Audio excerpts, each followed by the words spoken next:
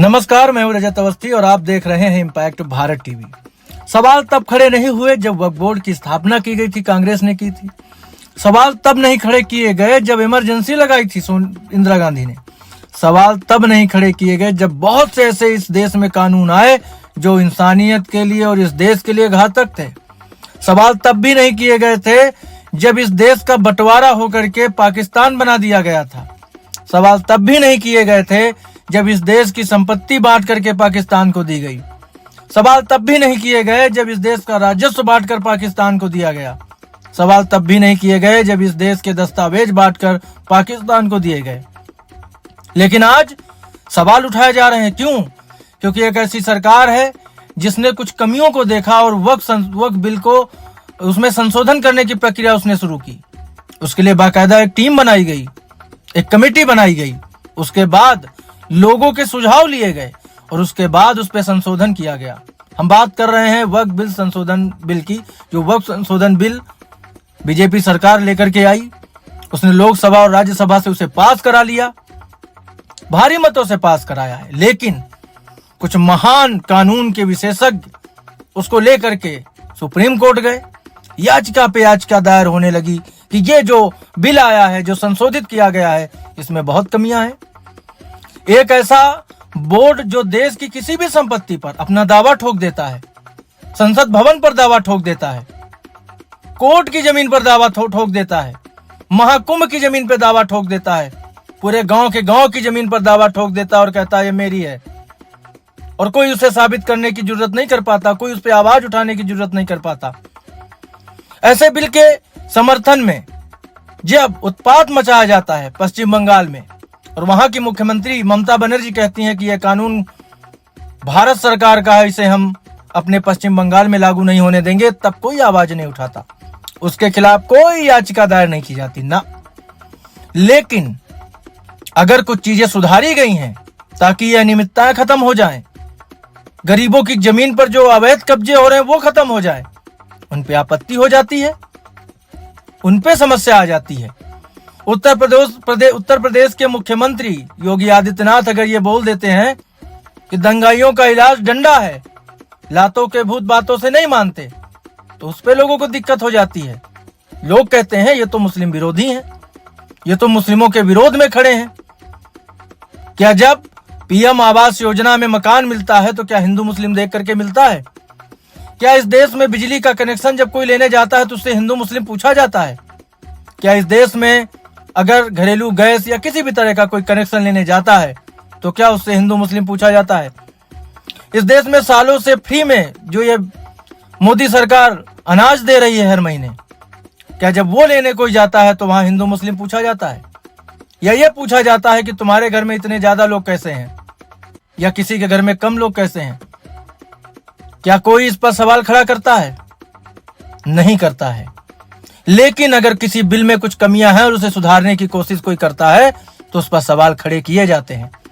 सीधा नीयत डिसाइड कर दी जाती है कि इस सरकार की तो नीयत ही है मुस्लिम विरोधी।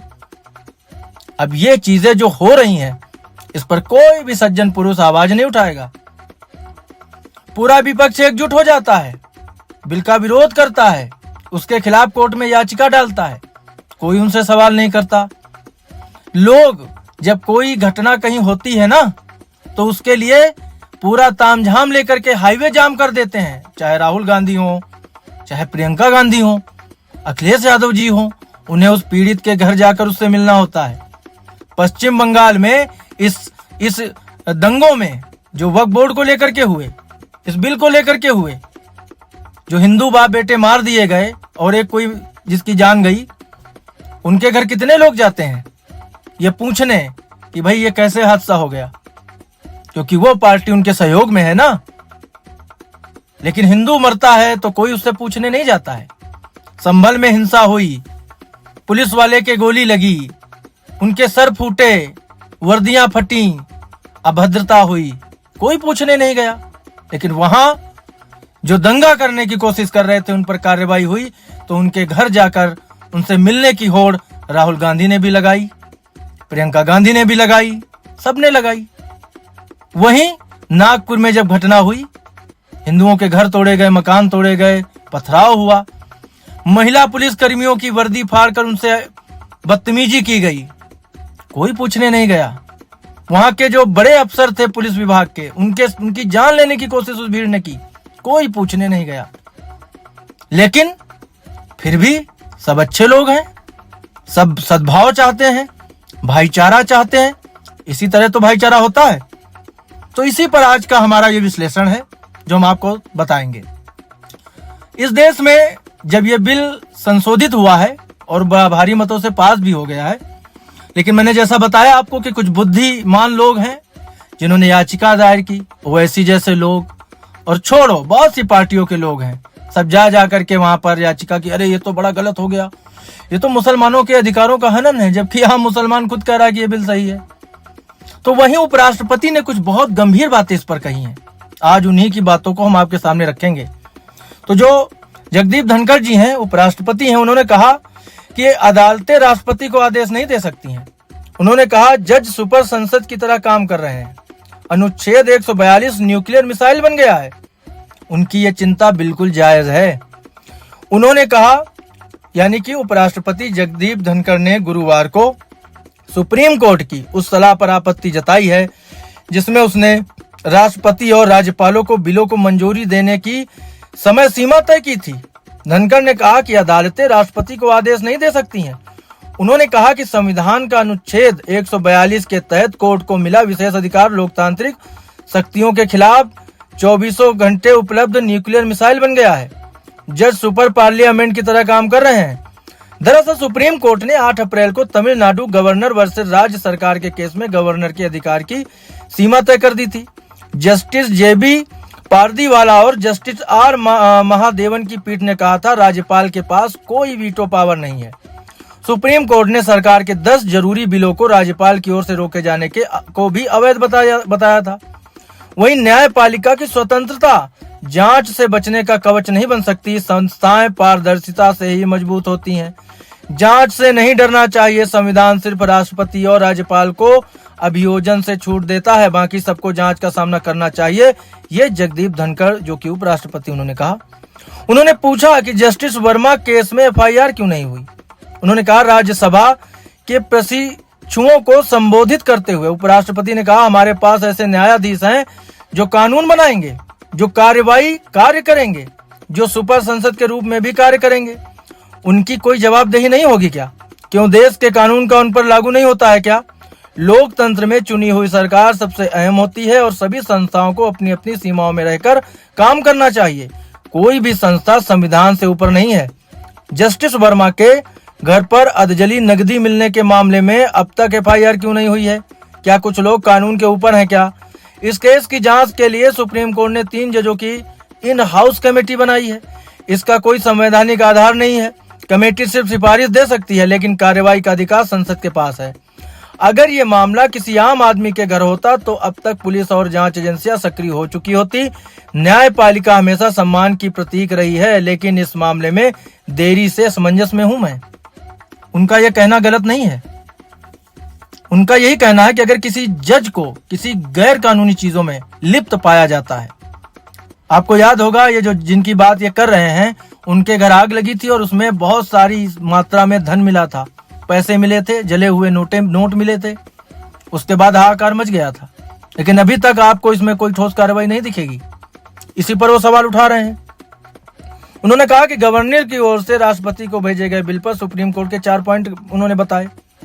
उन्होंने कहा सुप्रीम कोर्ट ने कहा था कि राज्यपाल की तरफ से भेजे गए बिल पर राष्ट्रपति को 3 महीने के भीतर फैसला लेना होगा। दरअसल 8 अप्रैल को सुप्रीम कोर्ट ने तमिलनाडु सरकार और राज्यपाल के मामले में ऐतिहासिक फैसला लिया था। अदालत ने कहा था कि राज्यपाल को विधानसभा की ओर से भेजे गए बिल पर 1 महीने के भीतर फैसला लेना होगा।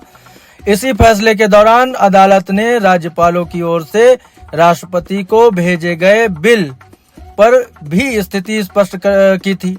ये ऑर्डर 11 अप्रैल को सार्वजनिक किया गया। 11 अप्रैल की रात वेबसाइट पर अपलोड किए गए ऑर्डर में सुप्रीम कोर्ट ने संविधान के अनुच्छेद 201 का हवाला दिया। सुप्रीम कोर्ट ने कहा कि राज्यपालों की ओर से भेजे गए बिल के मामले में राष्ट्रपति के पास पूर्ण वीटो या पॉकेट वीटो का अधिकार नहीं है। उनके फैसले की न्यायिक समीक्षा की जा सकती है और बिल की संवैधानिकता का फैसला न्यायपालिका करेगी। बिल पर फैसला 3 महीने के भीतर नहीं लिया गया तो राष्ट्रपति को राज्य को इसकी वाजिब वजह बतानी होगी, ये सुप्रीम कोर्ट ने कहा। वहीं पहला पॉइंट, फैसला लेना होगा। सुप्रीम कोर्ट ने कहा कि अनुच्छेद 201 कहता है कि जब विधानसभा किसी बिल को पास कर दे उसे राज्यपाल के पास भेजा जाए और राज्यपाल उसे राष्ट्रपति के पास विचार के लिए भेज दे। इस स्थिति में राष्ट्रपति को बिल पर मंजूरी देनी होगी या फिर बताना होगा कि मंजूरी क्यों दे रहे हैं। जुडिशियल रिव्यू दूसरा, सुप्रीम कोर्ट ने कहा कि आर्टिकल 201 के तहत राष्ट्रपति के निर्णय की न्यायिक समीक्षा की जा सकती है। अगर बिल में केंद्र सरकार के निर्णय को प्राथमिकता दी गई तो कोर्ट मनमानी या दुर्भावना के आधार पर बिल की समीक्षा करेगा। अदालत ने कहा कि बिल में राज्य की कैबिनेट को प्राथमिकता दी गई हो और राज्यपाल ने विधेयक को मंत्रिपरिषद की सहायता और सलाह के विपरीत जाकर फैसला किया हो तो कोर्ट के पास बिल की कानूनी रूप से जांच करने का अधिकार होगा। तीसरा, सर्वोच्च न्यायालय ने स्पष्ट किया कि जब कोई समय सीमा तय हो तो वाजिब टाइम लाइन के भीतर फैसला करना चाहिए। राष्ट्रपति को बिल मिलने के 3 महीने के भीतर फैसला लेना अनिवार्य होगा। यह देरी होती है तो देरी के कारण बताने होंगे। अदालत ने चौथे पॉइंट में कहा कि राष्ट्रपति किसी बिल को राज्य विधानसभा को संशोधन या पुनर्विचार के लिए वापस भेजते हैं, विधानसभा उसे फिर से पास करती है तो राष्ट्रपति को उस बिल पर फाइनल डिसीजन लेना होगा और बार बार बिल को लौटाने की प्रक्रिया रोकनी होगी। पूर्व कानून मंत्री कपिल सिब्बल ने सुप्रीम कोर्ट के फैसलों की सराहना करते हुए कहा था कि अब केंद्र सरकार जानबूझकर राज्यों के बिलों पर फैसला लेने में देरी नहीं करवा सकेगी। उन्होंने कहा कि ये अटॉर्नी जनरल ने समय सीमा निर्धारित करने के निर्णय का विरोध किया था, लेकिन सुप्रीम कोर्ट ने सरकार के विपरीत रुख को खारिज कर दिया है। ये तमाम सवाल जो है जगदीप धनखड़ ने पूछे हैं और उन्होंने कहा कि अगर कोई चीज हमारे अधिकार की है तो उसमें कोर्ट कैसे अपनी टांग अड़ा सकता है या कोर्ट कैसे हस्तक्षेप कर सकता है। और ये बड़ी चिंता का विषय है जो मैंने आपके सामने रखा है। मेरा यही सवाल है कि इमरजेंसी के टाइम लोगों ने आवाज क्यों नहीं उठाई, जब ये वक्त बिल बना तब आवाज क्यों नहीं उठाई गई, और ये आज के समय में क्यों आवाज उठा रहे हैं जब संशोधन हुआ है, तब सब लोग क्यों मुंह बनकर बैठे थे। तो ये बड़ी खबर थी जो मैंने बताई है और मैं कल भी आपको एक बहुत बड़ी खबर की अपडेट देने वाला हूं, तो कल का एपिसोड भी आप जरूर देखिएगा। मिलता हूं कल आपसे बड़ी खबर के साथ, तब तक आप देखते रहिए इम्पैक्ट भारत टीवी।